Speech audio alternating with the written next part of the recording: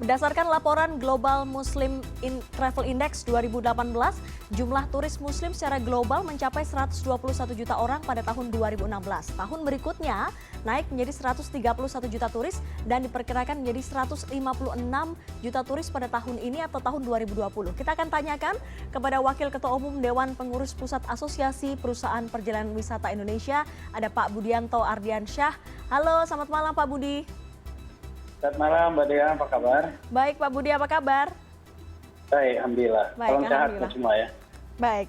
Pak Budi, ini kita berbicara soal wisata halal, ini pernah digaungkan oleh Pemprov DKI Jakarta khusus untuk Kota Jakarta. Saat itu Sandiaga Uno masih menjadi Wakil Gubernur DKI Jakarta, pernah dirilis. Sebenarnya dari organisasi Bapak punya pandangan bagaimana soal wisata halal ini? Ya, terima kasih Mbak Dea. Jadi sebenarnya begini, mengenai pariwisata halal, sebenarnya satu hal yang sudah disampaikan berkali-kali. Saya sendiri juga sudah pernah menjadi beberapa narasumber untuk kegiatan wisata halal. Menurut kami, ya, pariwisata halal itu sebenarnya satu hal yang mungkin tidak perlu membuat kita terlalu euforia atau terlalu exciting juga, tapi juga jangan terlalu parno juga. Artinya begini, sebagai negara Muslim, ya, sebenarnya bagi kita punya satu potensi besar untuk wisata halal, ya. Jadi sebenarnya tanpa disebutkan wisata halal pun, ya, Indonesia ini sudah diakui ya secara tidak langsung sebagai nasi yang destinasi wisata halal. Nah, akan tetapi sekarang ini kan timbul satu yang menurut saya sih sebenarnya hanya satu ini ya, satu tren lah ya saat ini ya, satu tren saat ini, kemudian orang sibuk mengatakan tentang wisata halal lah, kemudian Muslim friendly tourism dan sebagainya. Sah-sah saja itu, tapi saya rasa kita harus mengambil sikap, harus menempatkan diri dengan tepat ya, supaya jangan kemudian istilah wisata halal ini akan menimbulkan satu segmentasi baru buat kita, sehingga kita juga bisa kehilangan potensi pasar lain. Ya. Tapi sekali lagi saya katakan ya, wisata halal ini sebenarnya well adapted untuk semuanya. Dan sebenarnya tidak akan merugikan siapapun juga. Artinya Pak Budi menganggap bahwa ceruk bisnis wisata halal ini lumayan menguntungkan? Ya, sebenarnya begini, wisata halal sebenarnya adalah satu penegasan saja, ya, bahwa Indonesia, bahwa negara kita ya siap untuk menerima semua turisme dari segala segmen lah, artinya termasuk halal, termasuk wisata halal itu sendiri. Ya, artinya turis atau wisatawan yang memang datang ke Indonesia, kita jamin bahwa mereka akan mendapatkan kehalalan lah ya, bukan dari segi makanan atau apa namanya fasilitas lain saja, semua hal. Jadi artinya tidak ada kekhawatiran ya bagi wisatawan yang mungkin memerlukan satu kondisi halal ya untuk datang ke Indonesia. Akan tetapi ya, Indonesia tentu juga punya segmen-segmen market lain. Dengan jumlah muslim yang begitu besar ini kan kondisinya pandemi, ada kesulitan untuk pergi ke luar negeri dengan syarat yang begitu banyak. Bagaimana Anda melihat tahun 2020 ini? Kalau Muslim Index memprediksi ada lebih dari 100 juta turis, tapi kita lihat pandemi ini membuat orang selalu di rumah. Anda melihat wisata halal untuk 2021 seperti apa? Nah, sebenarnya begini, saya melihat juga kaitan dengan virus corona vaksin 19 ini, virus COVID-19 ini sebenarnya satu peluang pas juga untuk menangkap wisata halal. Ya, yang dimaksud dengan konsep wisata halal dalam pandangan Islam adalah salah satunya adalah mengenai kebersihan, kesehatan dan sebagainya. Jadi itu berarti dijamin oleh negara kita terhadap setiap wisatawan yang akan masuk. Nah, ini juga terkait juga dengan masalah pandemi COVID-19 ya. Nah, artinya kita harus memberikan satu pemahaman ya bahwa setelah pandemi ini di tahun 2021 dan seterusnya, Indonesia ini akan menjadi satu destinasi wisata yang benar-benar bersih, yang benar-benar sehat, sesuai dengan syariat Islam ya. Kemudian juga sehingga semua wisatawan masuk ini akan mendapatkan satu jaminan ya bahwa mereka dari segi makanan, dari segi fasilitas semuanya dijamin baik.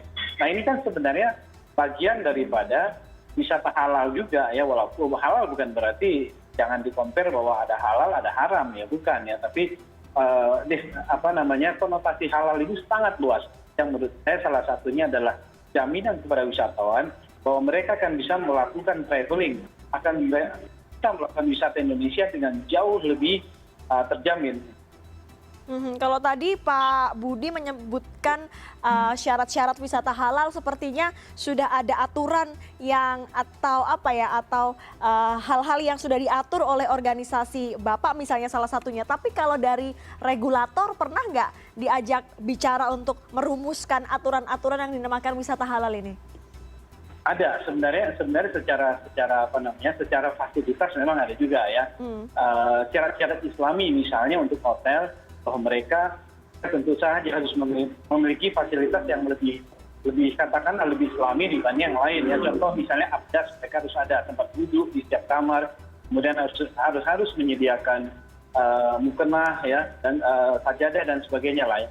Kemudian juga makanannya harus halal. Tapi menurut saya lebih dari itu sebenarnya definisi halal yang harus kita terapkan gitu. Halal berarti adalah wisata halal adalah satu jaminan bahwa siapapun yang masuk ke Indonesia, mereka akan mendapatkan jaminan berwisata yang bersih dan sehat. Gitu. Itu yang menurut saya lebih penting.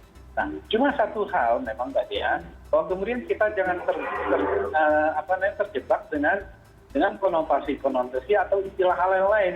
Kita tahu saat ini banyak sekali yang seperti latah ya. Mulailah dibuat kontes-kontes tentang halal. Ada airport halal.